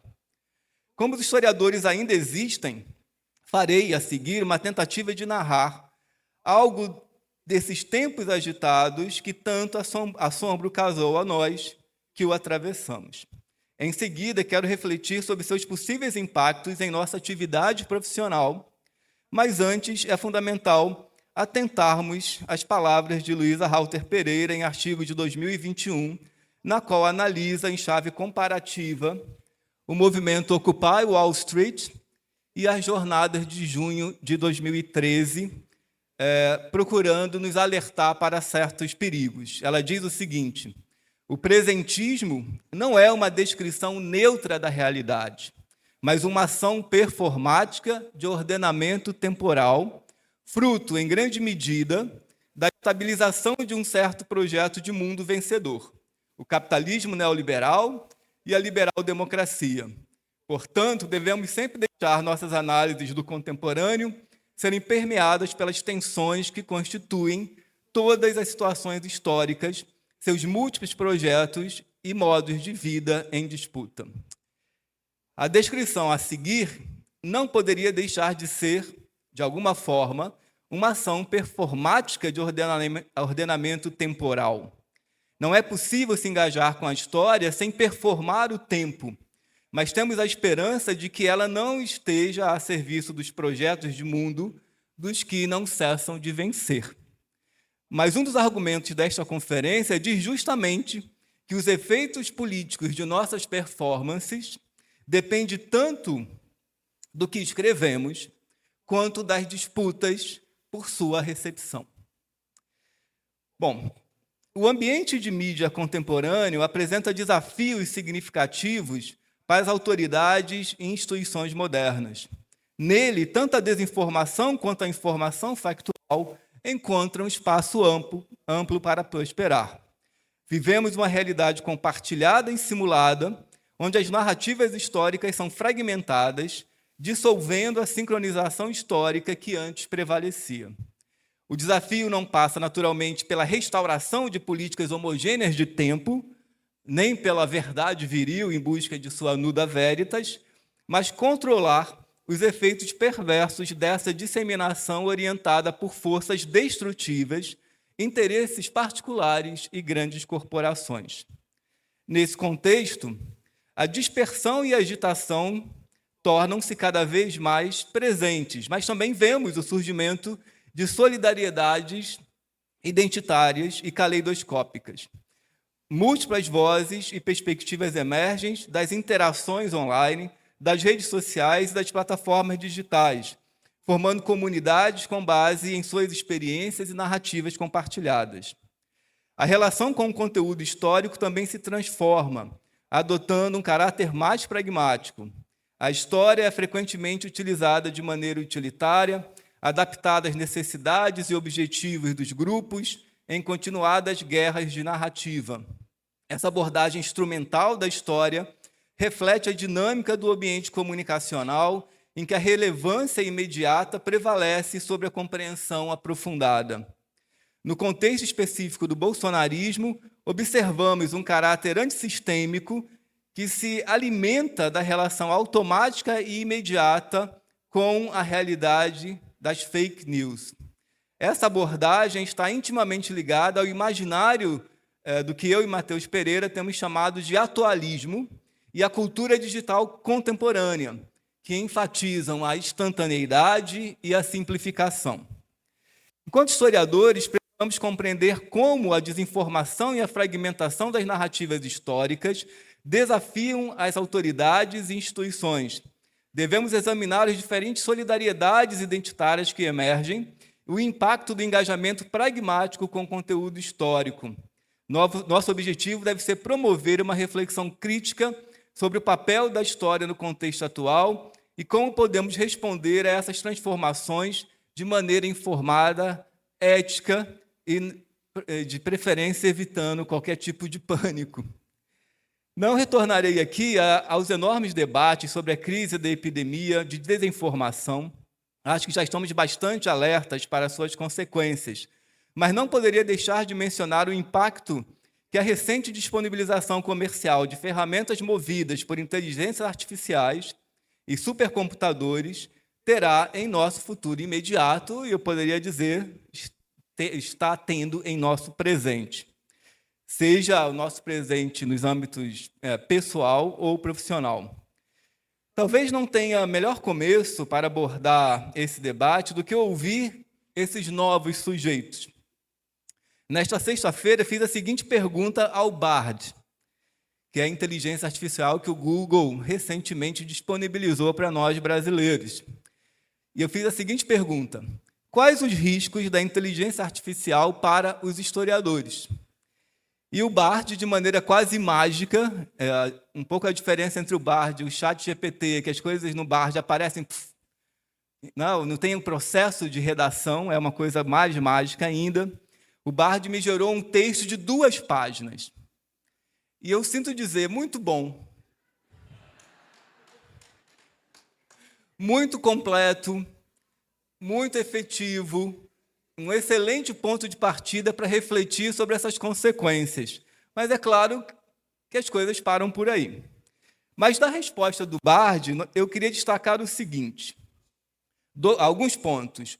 Ele diz, a produção de falsificações históricas para usos políticos e de desinformação. Então, ele destaca o risco imediato da proliferação e da automação da falsificação com utilização de conteúdos históricos. 2, a perda de empregos com automatização de tarefas. Ele diz, eu acrescentaria, em particular, no campo do ensino. 3, mas também na pesquisa. Também há uma ameaça à pesquisa, na medida em que as IAs podem oferecer análises mais complexas em menor tempo. Eu garanto a vocês que eu chegaria nesse texto do Bard, mas com certeza eu gastaria não 10 segundos, mas umas 3, 4 horas. Então, a concisão, a velocidade é, de fato, um grande desafio. Um efeito evidente impacta a própria noção de autoria. Isso é muito importante. Afinal, como reivindicar uma ideia que foi gerada a partir da interação com essas plataformas? Além disso, e essa é uma pergunta interessante, de onde efetivamente essas ferramentas retiram suas, entre aspas, ideias, suas formulações, suas frases? Podemos estar diante do maior saque ao patrimônio intelectual e coletivo da história humana. Um patrimônio que está distribuído nas redes e que está sendo apropriado por ferramentas controladas por empresas privadas. Ou ao contrário, eu tenho um lado poliana também. Ou ao contrário, a depender de nossas forças para a sua democratização, podemos estar à frente da maior restituição de um patrimônio comum que há mais de 200 anos foi privatizado com a legislação capitalista de direito autoral. Então, como a história está aberta à indeterminação, essas 2 possibilidades, a democratização de um conhecimento que nós sabemos é coletivamente produzido e autoralmente reivindicado, em uma propriedade particular de empresas ou numa propriedade mais justamente distribuída. Todas essas questões vão exigir que não sejamos meros usuários, consumidores, entusiasmados ou amedrontados, mas profundos conhecedores dos seus modos de produção e circulação. Somente assim poderemos contribuir para o debate social e para as políticas públicas de regulação que precisarão ser construídas em tempo acelerado. Eu acho que não há dúvida, nós precisamos, para ontem, regular o uso e o funcionamento dessas inteligências artificiais. Vários pesquisadores comparam esse momento ao momento da clonagem, quando as condições da clonagem humana se deram e as sociedades tiveram que impedir esse avanço científico, né, entre aspas. Na minha opinião, a inteligência artificial é muito mais grave, porque ninguém clona um bebê humano num fundo de garagem. E a inteligência artificial é uma tecnologia mais facilmente distribuída e alcançada. No primeiro episódio da nova temporada de Black Mirror, Joan... É isso mesmo. Joan, eu vou dar algum spoiler, gente. Tá bom. Joan é uma gerente de RH, de recursos humanos, interpretada por Annie Murphy. A vida de Joan toma um rumo inesperado quando ela se acomoda com seu namorado para assistir uma nova série em uma plataforma chamada Streamberry, que se assemelha muito à Netflix. A série se chama Joan é Terrível. E, para choque dela, revela-se uma dramatização de sua própria vida. Neste programa fictício, dentro do programa, Salma Hayek interpreta uma versão de Joan que é absolutamente maldosa e desagradável. Cada episódio da série recapitula eventos do dia de Joan, mas com uma representação distorcida e exagerada de suas ações e personalidades. Conforme Joan assiste a sua vida, conforme ela assiste, a sua vida se torna cada vez mais insuportável, pois as pessoas que a cercam começam a confundir a Joan real com a Joan do programa. E começam a assumir essa versão terrível que é promovida pela Streamberry. A origem desse fenômeno estava escondida nas cláusulas do contrato com a empresa que Joan, assim como todos nós, assinou sem ler. O que tecnologicamente permitia a produção up to the minute, quer dizer, essa produção em tempo real do programa, que permitia que isso acontecesse, era um supercomputador e uma inteligência artificial geradora de textos e vídeos, que em tempo real dramatizava os eventos da vida de Joan e renderizava em cenas protagonizadas por avatares digitais de atores reais. Então, a Salma Hayek, que interpretava a Joan, não era a Salma Hayek, era um avatar da Salma Hayek, que tinha também vendido o direito da sua imagem para a Streamberry. A Salma Hayek das telas era tão real quanto a Elis Regina do comercial da Volks. Como sempre, não é apenas o passado que corre o risco de ser o parque de diversões dos vencedores. Também cada um de nós e nossas histórias corre e sempre correu o risco de se tornar propriedade privada de empresas e das elites. Bom, alguns efeitos, não tanto da inteligência artificial, mas da crise da última década na historiografia brasileira. E eu vou me concentrar em poucos deles, porque senão a gente não teria tempo para terminar essa conferência. Então, a velocidade e o caráter inédito da crise que estamos atravessando desde 2013, que se agravou em 2020, com a conjunção entre pandemia, infodemia e jairdemia, trouxeram desafios significativos para os historiadores e historiadoras brasileiros. Fomos confrontados com a necessidade de responder às demandas de orientação por parte da sociedade, sem poder recorrer a modelos e autoridades consolidadas no norte global. O que acontecia era inédito, não tinha nenhum autor francês, inglês, alemão ou americano que era capaz de explicar aqueles problemas que nós vivenciávamos com igual intensidade no Brasil. A crise que vivenciamos não possuía respostas prontas. O caráter global e simultâneo com o qual fomos atingidos colocou em xeque o hábito, em ambientes colonizados, de olhar para as antigas metrópoles em busca de respostas e soluções. Da mesma forma, os historiadores foram compelidos a direcionar seus interesses investigativos para lançar luz sobre a crise do presente. Podemos dizer que o resultado dessa nova situação revelou a força e a complexidade da historiografia brasileira. Diversos historiadores e historiadoras ocuparam o espaço público, seja por meio de intervenções diárias em veículos jornalísticos, seja pela produção de debates, livros, periódicos acadêmicos, que passaram a enfrentar a conjuntura de crise no presente de diversas formas. Então, há uma multiplicação de livros de relato, de livros de intervenção, de dossiês nas revistas acadêmicas. Definitivamente, os historiadores saíram de seus gabinetes e da tranquilidade dos arquivos para se engajar na luta na esfera pública.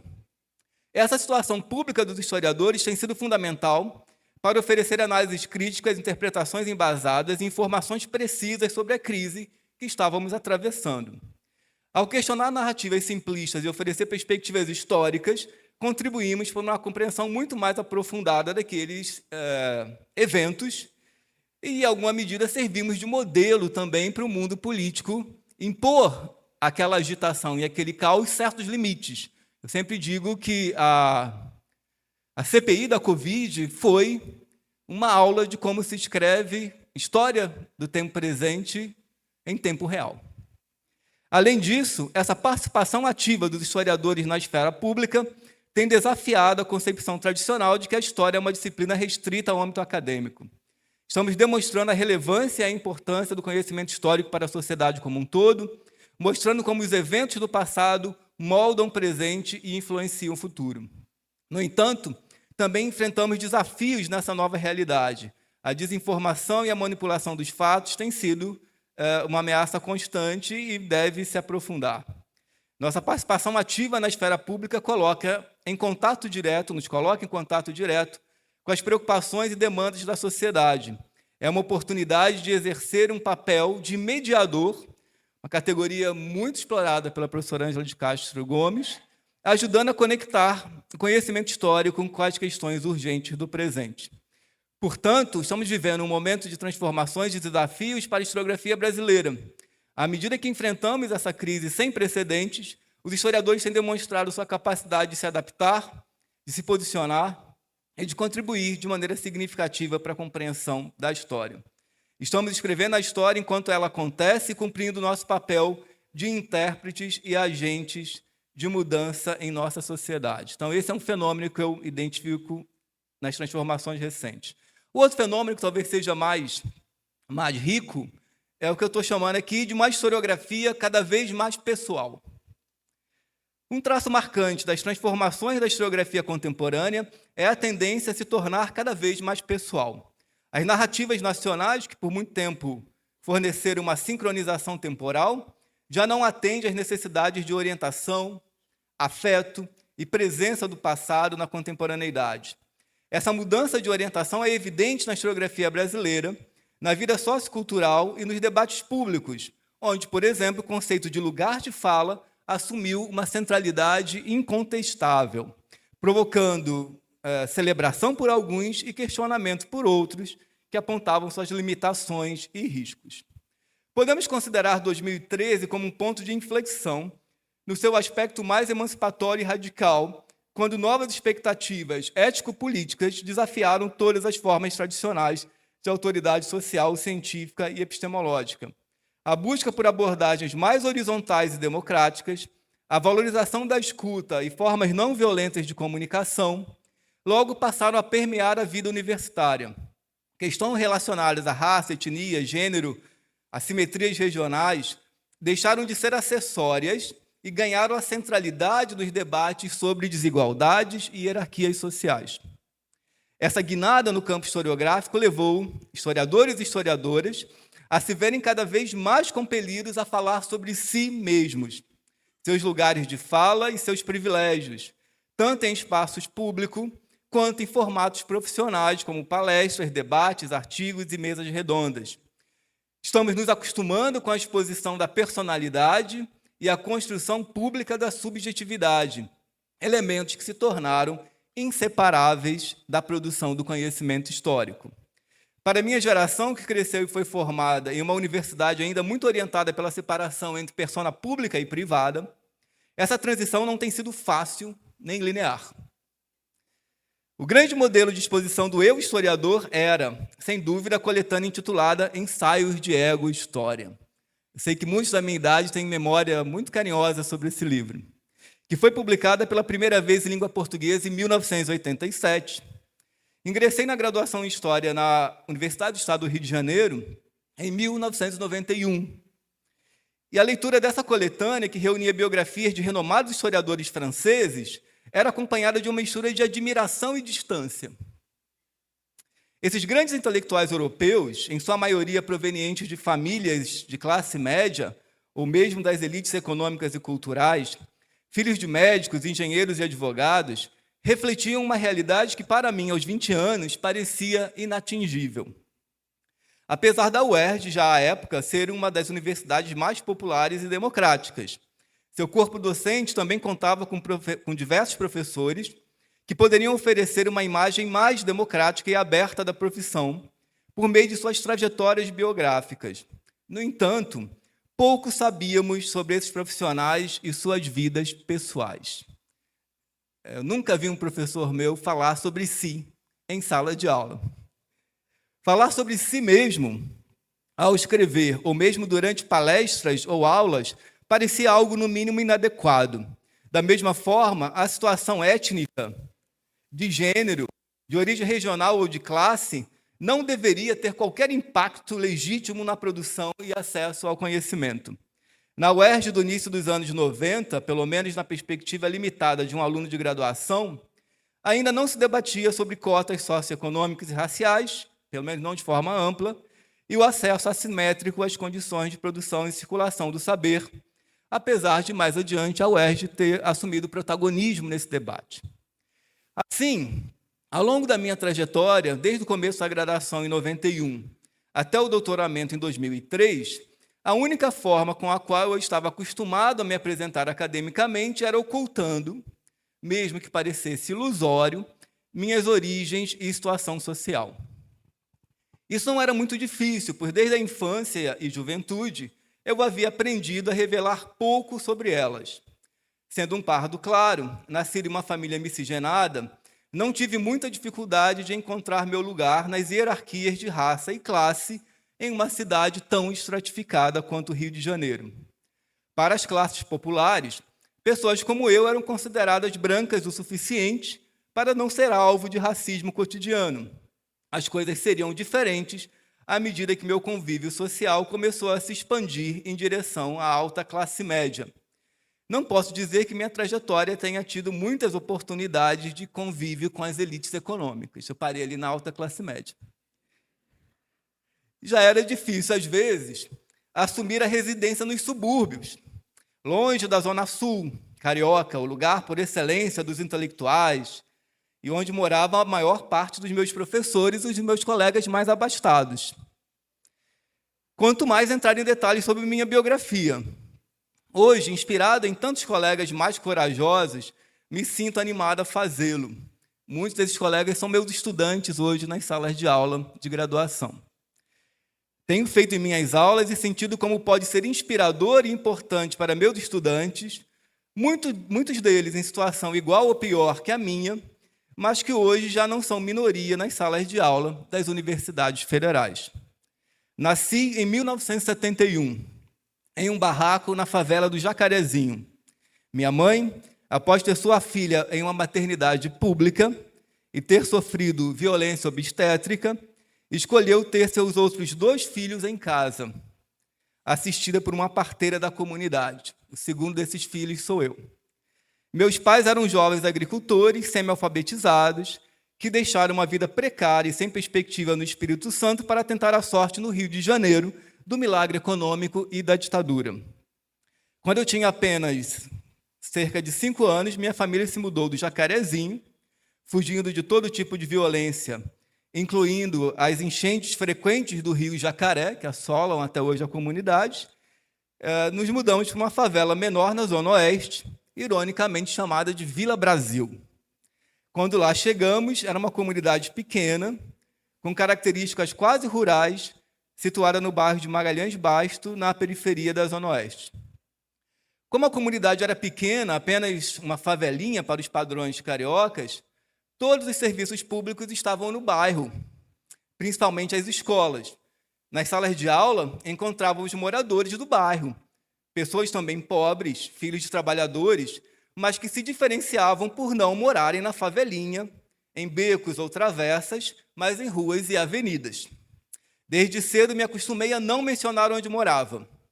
Usava o endereço da rua principal do bairro e dava sempre referências vagas. Esse hábito de esconder, ou de pelo menos não tomar a iniciativa de falar sobre si mesmo, funcionava como um pacto velado, uma questão de decoro. Naturalmente, quanto mais exposto às elites você está, mais visível se torna a diferença social e mais reforçado é o compromisso de manter o silêncio. Mencionar minha origem humilde poderia parecer que eu estivesse buscando algum tipo de tratamento preferencial, o que parecia indecoroso.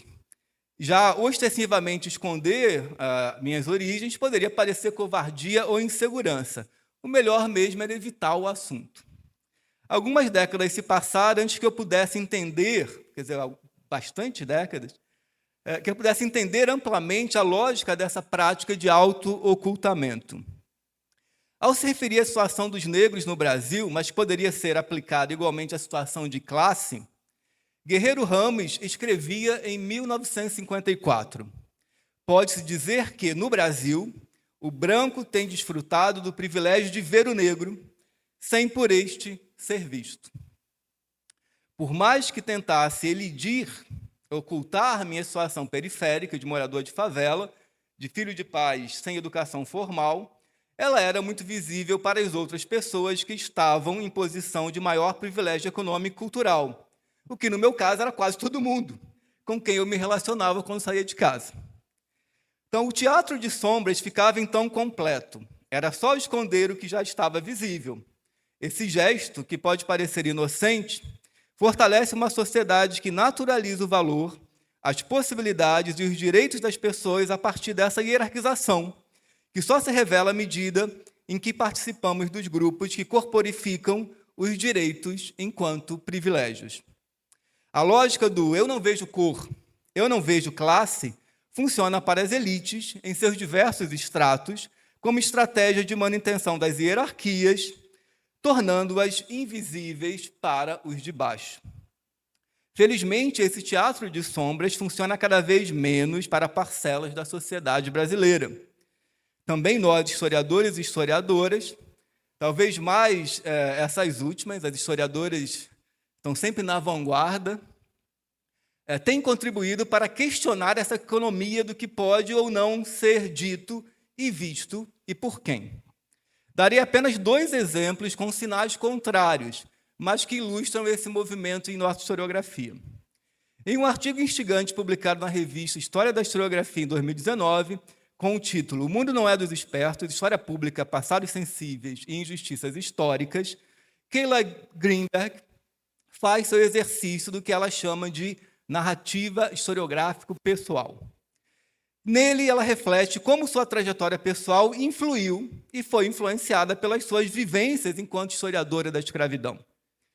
Como ouvir e ler o relato de pessoas negras a ajudou a se aproximar do tema do antissemitismo, que fazia parte de sua história pessoal, mas que lhe parecia distante. Mas, ao final, a Keila interrompe a sua reflexão, que por si só já era muito sofisticada, e se vê compelida a escrever ainda mais sobre ela. E ela escreve isso, que eu acho muito corajoso. Crescendo no Rio de Janeiro em uma família de classe média, eu não sabia, mas era muito mais branca do que judia. Comecei a perceber isso no fim dos anos 1980, pela primeira vez estudando em uma instituição pública. Ainda que a universidade fosse bem mais branca do que é hoje, era incomparavelmente mais diversa do que a escola judaica que eu frequentava até então. No fundo, a trajetória intelectual e acadêmica que narro neste texto não é tributária apenas da minha formação universitária, mas fundamentalmente dos anos que a precederam. Estudei música, pratiquei todos os esportes que quis.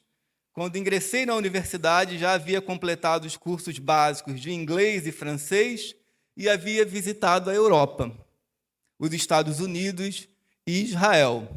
O resto veio depois. Ao se exibir, Keila contribui para a superação do teatro de sombras que descrevi acima, pois dá a ver a todos os seus privilégios de raça e classe e como sua trajetória intelectual e suas escolhas ético-políticas como historiadora... Ao se exibir, ela reflete como a sua atividade como historiadora ela respondeu a essas demandas, demonstrando como é fundamental a todos nós refletir sobre nossas situações concretas nas estruturas de poder e também as situações particulares sobre as formas de crescer e nos ajudar a avançar em direção a uma historiografia que contribui para uma compreensão mais sábia da nossa sociedade. Em pesquisa ainda inédita, Rodrigo Pérez tem estudado como a recente onda conservadora obscurantista foi muito fortalecida pela chamada historiografia politicamente incorreta, que viralizou nas primeiras décadas do século XXI. Ele nos chama a atenção de como esses intelectuais ativistas da direita se utilizaram amplamente da historiografia acadêmica produzida nos anos 80 e 90 para patrocinarem versões desempoderadoras da história das pessoas oprimidas, tema também amplamente explorado em texto seminal de Renato Pinto Venâncio. O fato é que, como comunidade historiadora, demoramos muito a responder a esses usos abusivos daquilo que estávamos produzindo.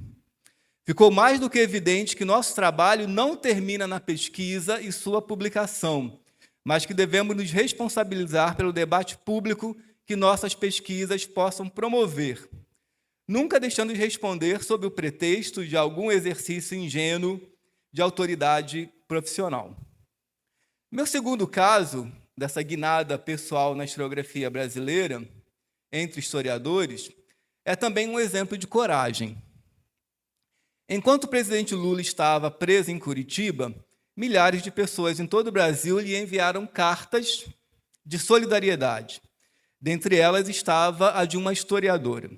Em seu primeiro texto, publicado no Facebook, Tamara de Oliveira Rodrigues, doutora em História pela UFOP e atualmente professora da Universidade do Estado de Minas Gerais, narrava aspectos muito pessoais de sua biografia, conectando-as com sua trajetória de pesquisadora e com a conjuntura difícil que vivíamos naquele ano de 2017. Diz o seguinte a Tamara ao presidente Lula: meu pai era preto como seu pai. Meu pai era alcoólatra como seu pai. Estudou até o primário, atleticano. Trabalhou desde criança. A maior parte da vida ganhou como operador de máquinas minerando para a Samitre, hoje Vale, na cidade de Mariana. Salário de classe média baixa. Nossa casa era simples, mas os direitos trabalhistas, plano de saúde, garantiram a mim e a meu irmão uma vida modesta e digna.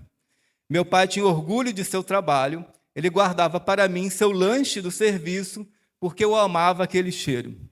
E ficava horas me descrevendo o quão grande era a roda dos tratores que dirigia.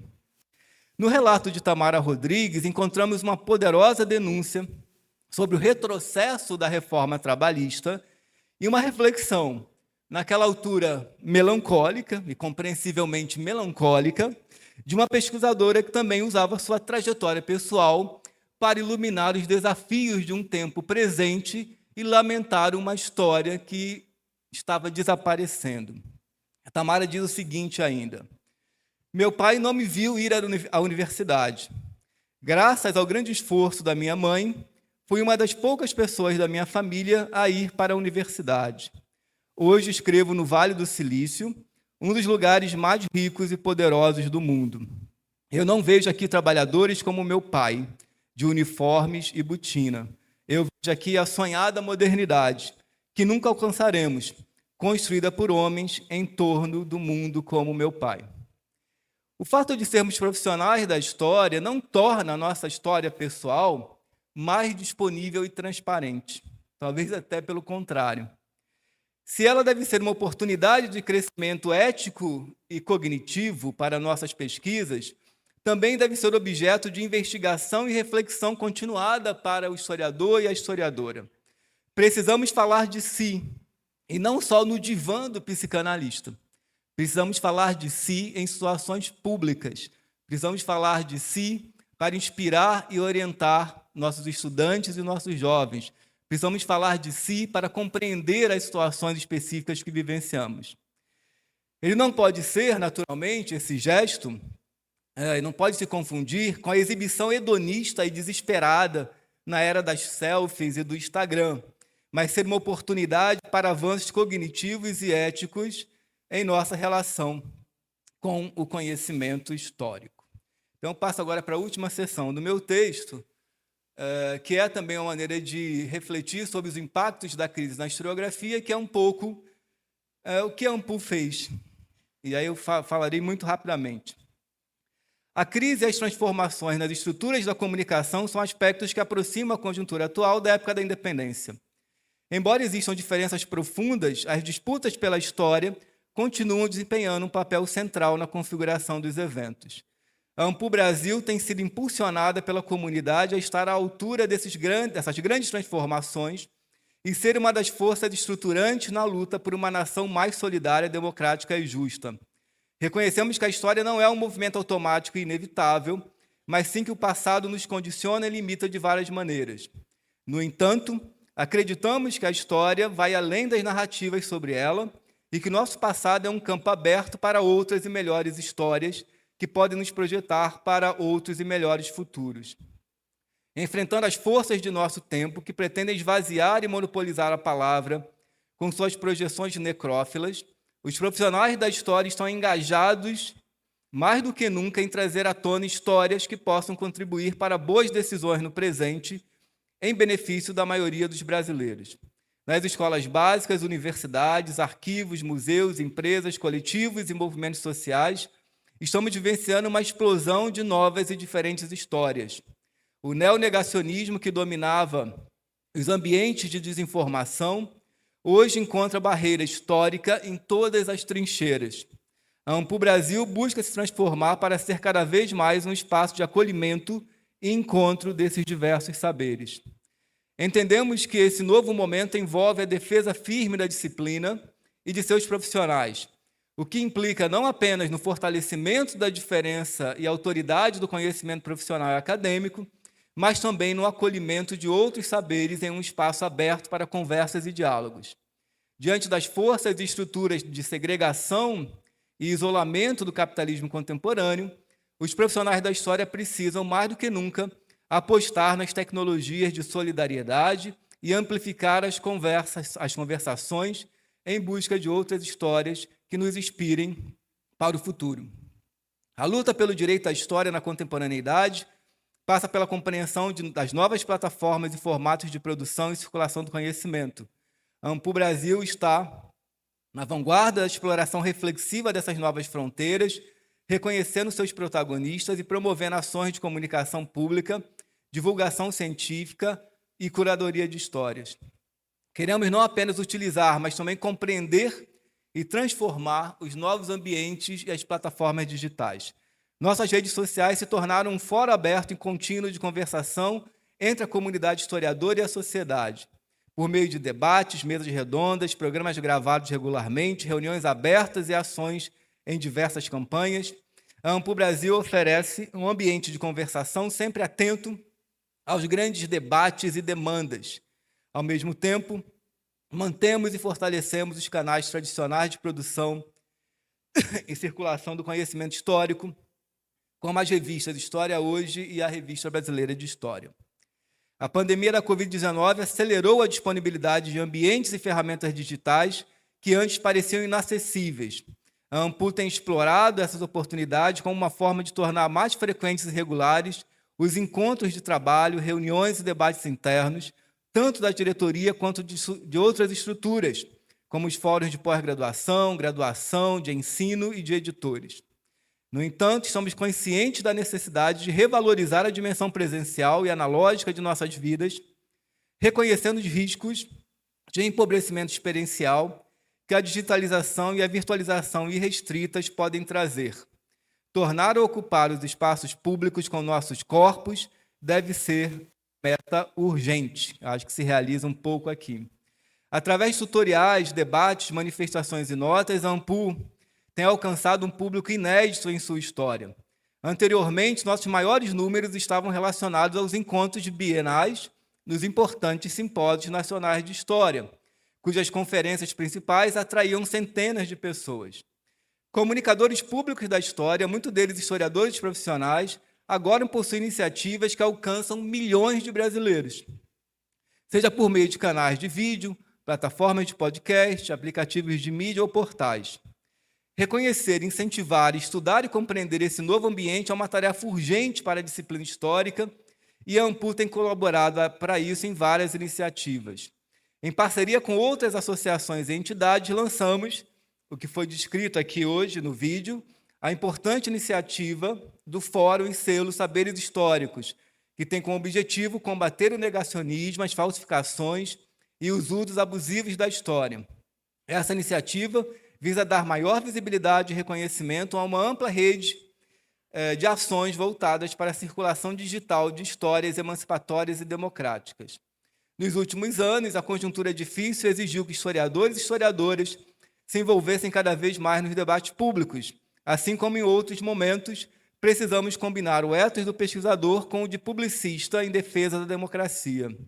A Ampul Brasil tem acolhido e incentivado esse engajamento público, reconhecendo, no entanto, os limites estruturais representados por uma grande imprensa no Brasil, que tem pouco compromisso com as pautas democráticas, controladas como são por interesses familiares e corporativos. A associação também reconhece a necessidade de criar plataformas próprias para noticiar e veicular informações da comunidade historiadora. Nesse sentido, lançamos o portal História Aberta, que busca aproximar o conhecimento histórico profissional de um público mais amplo. Nosso objetivo é também integrar a comunidade historiadora no debate dos grandes problemas e desafios das sociedades contemporâneas. Dessa forma, queremos estimular e reconhecer a intervenção dos profissionais de história no espaço público, especialmente na imprensa escrita e em outras mídias.